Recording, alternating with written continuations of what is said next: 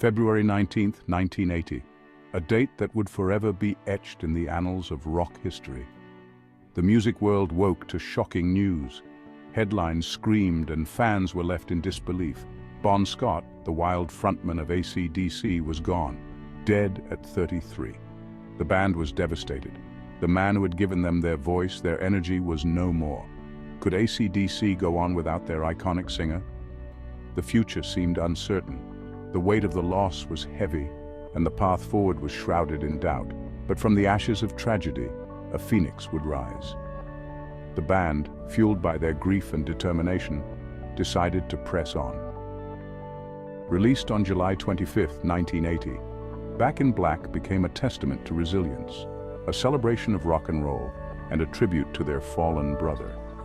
Back in Black wasn't just an album, it was a statement. A bold declaration that AC/DC was not only back but stronger than ever. The album's iconic black cover, a mark of respect for Bon, became a symbol of rock and roll power and defiance. It was simple, yet profound. Little did the world know this simple yet striking image would soon become synonymous with one of the greatest comebacks in music history. The creation of their new album was no easy feat. It was a journey filled with emotional highs and lows. The band was still reeling from Bon's death, a loss that had left a gaping hole in their hearts and their music. The recording studio became their sanctuary, a place to heal and to honor their fallen comrade. The band relocated to the Bahamas to record, seeking a change of scenery that would inspire and rejuvenate them. Away from the pressures and distractions of home, they could focus on the music. The serene environment allowed them to connect with their creativity on a deeper level. The tropical setting provided a sense of isolation, allowing the band to channel their emotions into the album. The beauty of the surroundings contrasted sharply with the intensity of their grief, creating a unique and poignant backdrop for their work. However, despite the idyllic location, the band faced numerous challenges, including frequent power outages and the sweltering heat. Day and night, they worked tirelessly, their shared grief fueling their creativity. The result was an album raw with emotion, yet tight and powerful. Guiding them through the recording process was producer Robert John "Mutt" Lang. Known for his meticulous approach and ability to extract the best from artists, Lang played a pivotal role in shaping the album's sound.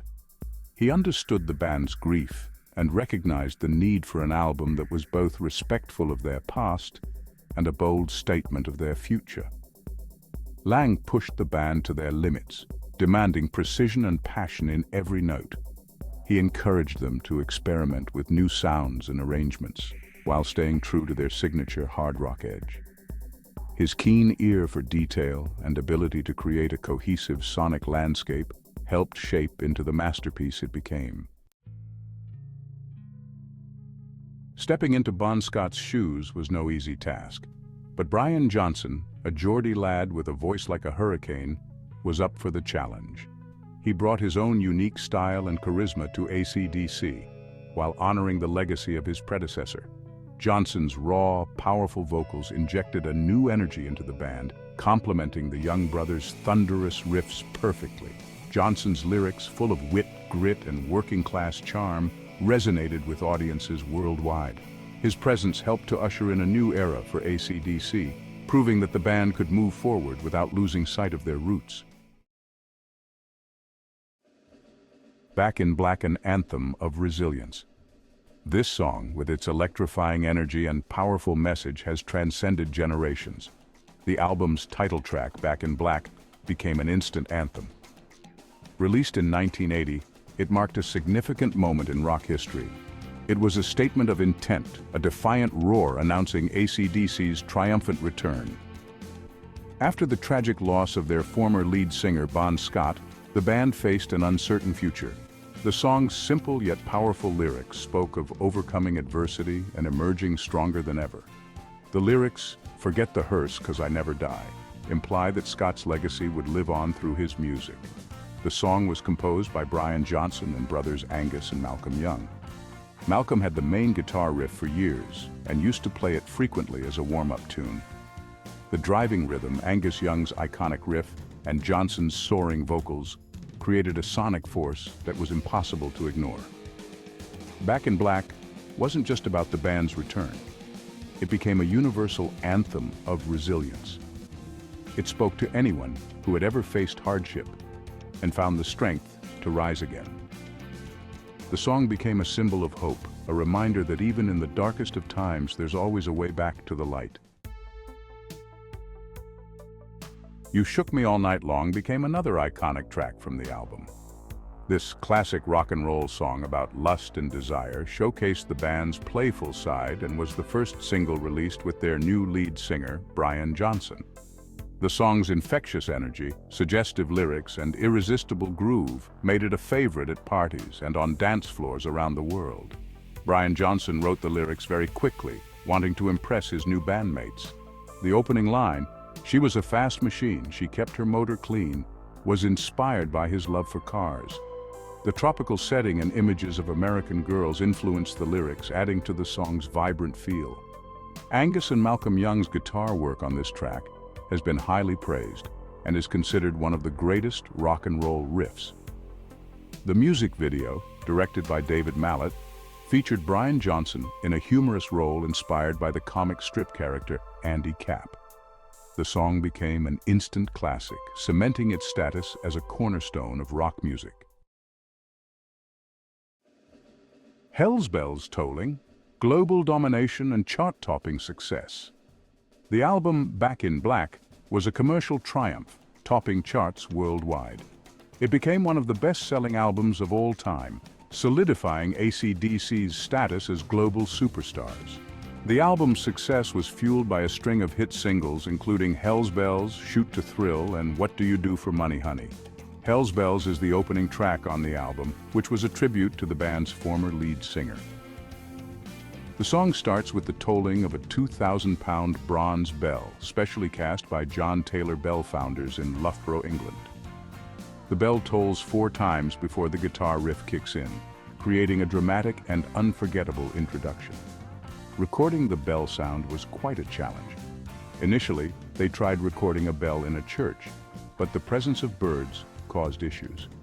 Eventually, they recorded the bell at the foundry where it was made, using multiple microphones to capture the perfect sound. The album's success was a testament to the band's hard work, raw talent, and ability to connect with audiences on a primal level. During live performances, Brian Johnson would strike a replica of the bell, adding to the dramatic effect of the song. Hell's Bells has been used as entrance music for various sports teams and players, most notably for Major League Baseball relief pitcher Trevor Hoffman. The album's success wasn't limited to charts and sales figures. It became a cultural phenomenon, influencing a generation of musicians and rock fans.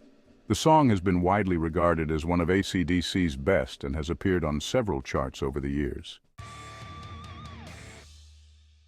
Back in Black wasn't just an album, it was a cultural reset for hard rock. It inspired countless bands and musicians, shaping the sound of rock for years to come. Its influence can be heard in the music of Guns N' Roses, Metallica, and countless other bands who followed in AC/DC's footsteps. The album's impact extended beyond music. It became synonymous with a certain attitude, a rebellious spirit, a celebration of rock and roll freedom.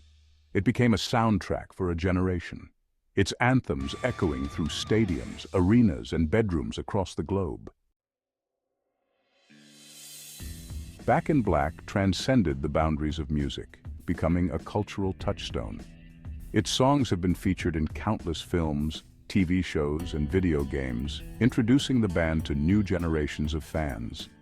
Notable examples include the films Iron Man, Megamind, The Muppets, Spider-Man, Far From Home, and School of Rock. In the gaming world, tracks from the album appear in the Rock Band and Guitar Hero series. The album's iconic imagery, from the black cover to Angus Young's schoolboy uniform, became instantly recognizable symbols of rock and roll power. The album's influence can be felt in fashion, art, and popular culture. It became a symbol of rebellion, a celebration of individuality and a testament to the enduring power of rock and roll. Over 4 decades after its release, Back in Black remains a timeless classic. Its songs are still played on radio stations around the world. Its riffs still inspire air guitarists of all ages. Back in Black stands as a reminder that even in the face of tragedy, music can heal, inspire, and unite us all. With over 50 million copies sold worldwide, Back in Black is a powerful reminder that true rock and roll never dies, it just gets louder with time. If you found this video valuable, we kindly ask you to subscribe and hit the like button. Your support encourages us to create more content.